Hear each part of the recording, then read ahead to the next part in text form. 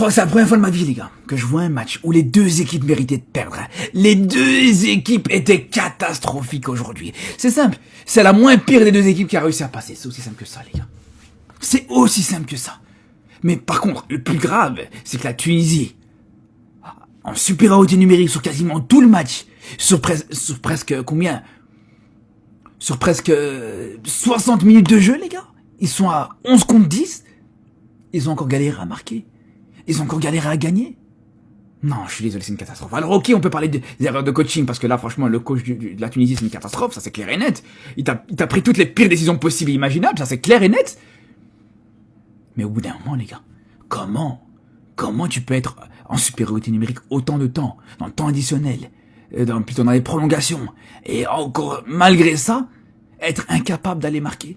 Non, allez, franchement, rentrez à la maison, c'est mieux, rentrez à la maison. Rentrez à la maison, franchement, y a rien pour vous. Y a absolument rien pour vous. Le niveau de cette équipe, au final, voilà, on a vu le vrai visage de cette équipe tunisienne. On a voulu y croire. On a voulu y croire un petit peu parce que ils ont montré un beau visage contre le Brésil avant cette CAN, ils ont montré des belles prestations, ça a monté un petit peu en puissance de plus en plus avant cette CAN. Ils ont montré un beau visage sur le premier match contre l'Ouganda. Ils ont montré un beau visage en fin de match contre le Nigeria, mais cette équipe de Tunisie, elle est catastrophique. Et le Mali aussi d'ailleurs, hein. Le Mali, attendez, hein, vous inquiétez pas, ça va vite sortir aussi, hein, ça c'est clair et net.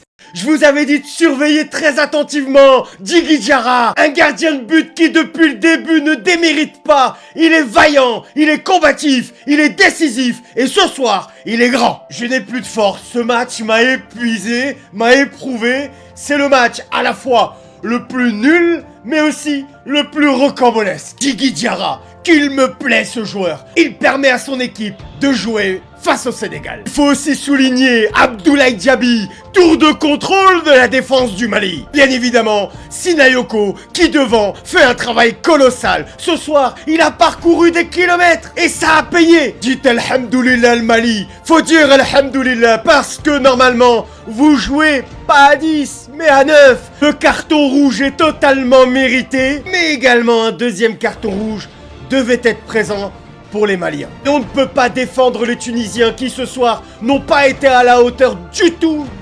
Dans la continuité des premières minutes face au Nigeria et derrière le troisième match face à la Tanzanie, la Tunisie ne mérite pas sa qualification. Abonnez-vous si ce n'est pas déjà fait, parce que les huitièmes de finale de la Coupe d'Afrique des Nations ne font que commencer. C'est choquant.